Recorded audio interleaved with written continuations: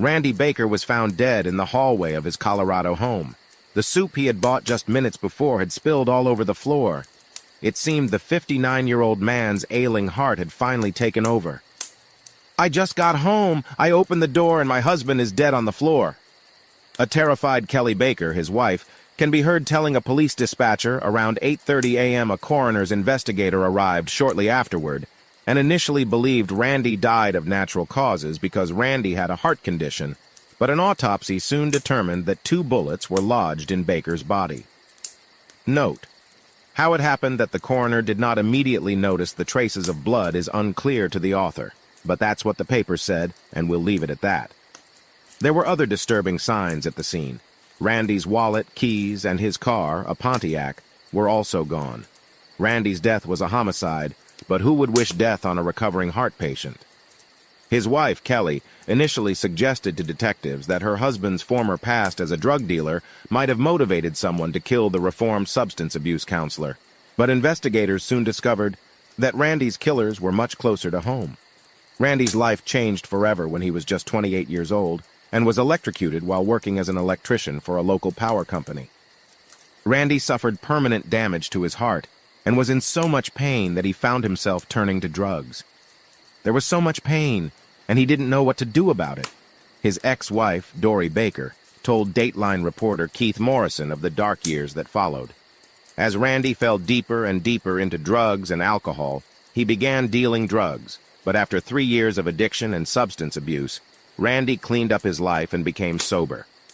He dedicated himself to helping others and became a dedicated drug and alcohol counselor, even helping his own nephew, Raisley, battle addiction. "My dear uncle, you were not only a role model and inspiration to me, but also the closest person I've ever had as a real father," he wrote to Randy in a Father's Day message in 2015. Later in the story, we'll learn more about what Raisley actually did. When Randy's life got back on track, he fell for a lusty hairdresser named Kelly. Randy soon began sleeping with his new acquaintance, Kelly.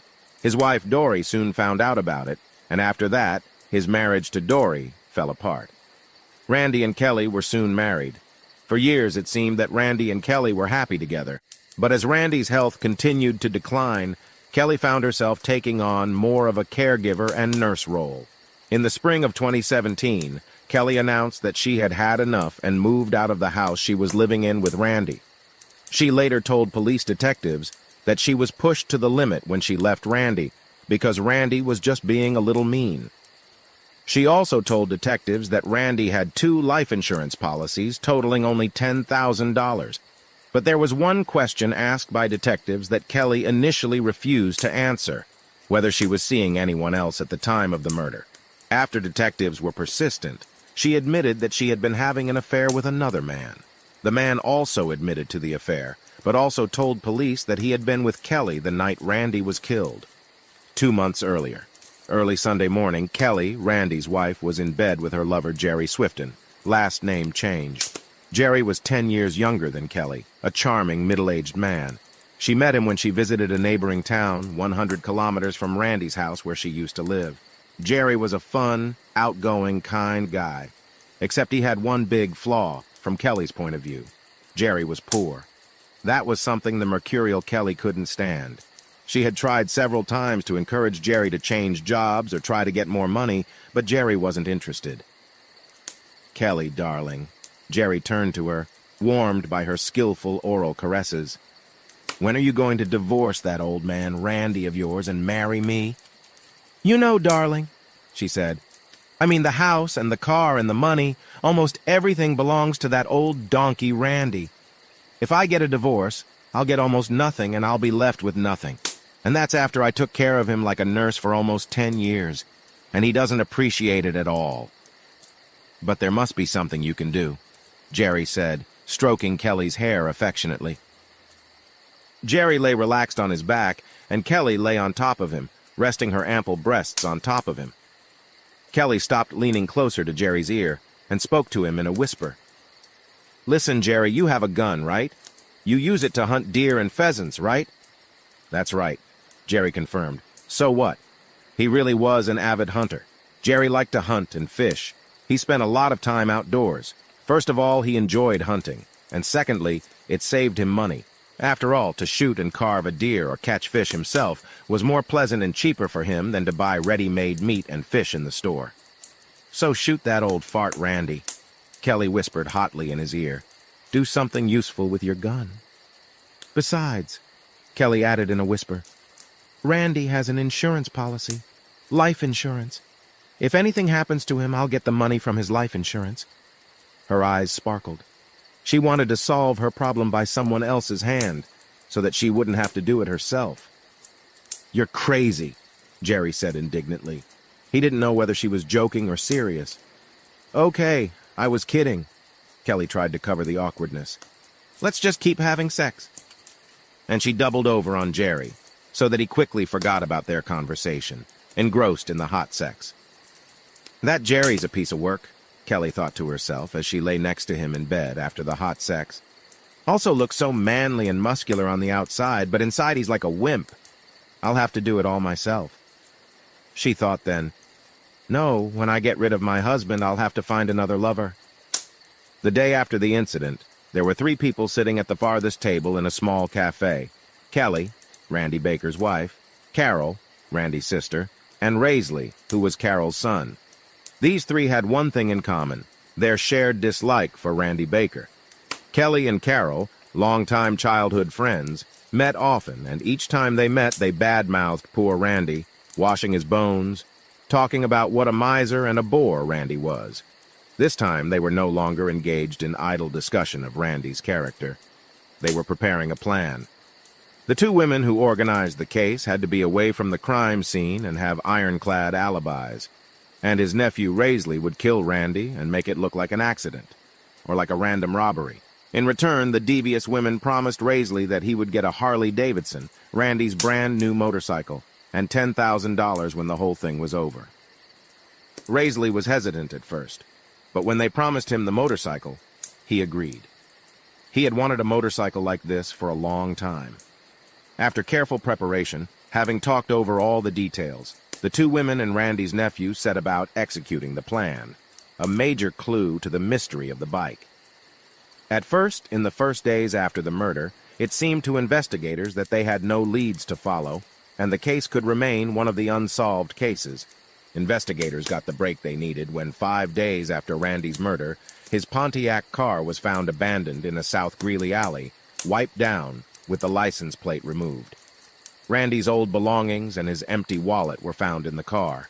Detectives learned that the car had been listed for sale on social media, and eventually learned after interviewing a number of professional criminals and stolen car resellers that Randy's own sister, Carol Baker, was the one who sold the car. They discovered that the relationship between Randy and his older sister had been strained for years, but that Carol had developed a close friendship with his wife, Kelly. Investigators questioned Vinnie, the eldest daughter of slain Randy Baker, about it. "It was kind of a standoff between Kelly and Carol and my dad, and it became more and more noticeable after we kids grew up and left home," his daughter Vinnie recalled. After learning of the unusually close relationship between Kelly and Carol, Detective Mike Prill began an in-depth study of both women's phones and discovered that the women exchanged about 4,500 text messages over the spring and summer of that year. The phone records confirmed that there was a simmering hatred for Randy between these 2 women, investigator Prill said. However, both women had ironclad alibis for the time of Randy's murder. Prill finally put the pieces of the murder together when he discovered a text message from Carol Kelly instructing her to put a number on her phone under the name Sonia that actually belonged to Raisley, the same relative who once thanked Randy for being a supportive father.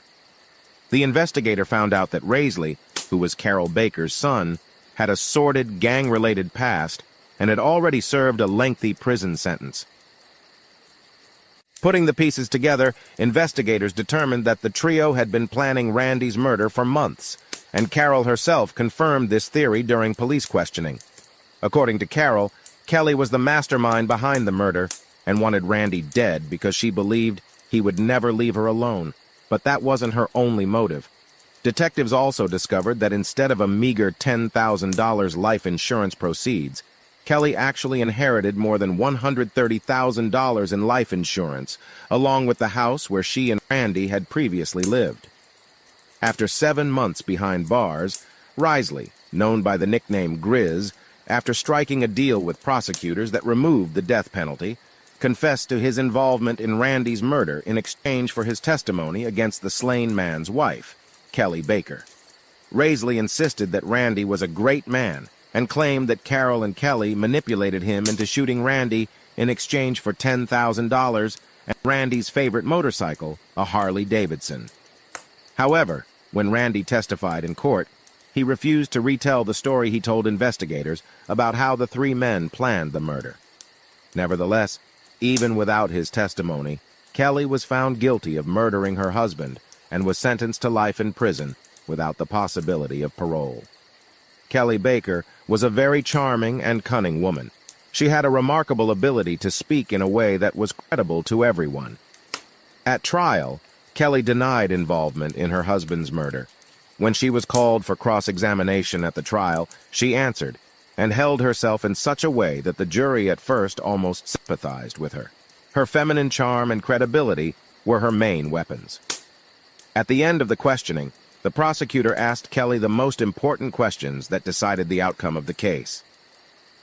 Is it true that before coming home, your husband sent you a text saying he was bringing home a $450 paycheck from work? Yes, Kelly Baker replied. Is it correct that Randy's wallet was found empty in his car after the car was discovered? Yes, replied the defendant. Is it true that you did not see your husband again that day, were not at home, and did not touch his car? Yes, she answered in the same manner. Is it true that you deposited his check for $450 in your bank account that same day? Yes, answered the defendant. Then how can you explain how his check came into your possession that day? The defendant did not answer. Thank you, Your Honor. The prosecutor turned to the judge. I have no further questions for the defendant. We have met the real Kelly Baker. What became clear to us is that she is a manipulator. Anthea Carrasco, Weld County's chief deputy district attorney, told the television program, Dateline, Secrets Revealed. Risley received the same sentence, and the slain man's sister, Carol Baker, received 30 years behind bars for her role in her younger brother's murder. The convictions have brought his daughter Vinnie some relief, but she still mourns the father who was once her man. This situation made me feel like I had no control over anything in my life. My father was the only person who pretended that I could control my life, but now I can't call him to see if I'm doing well, she said.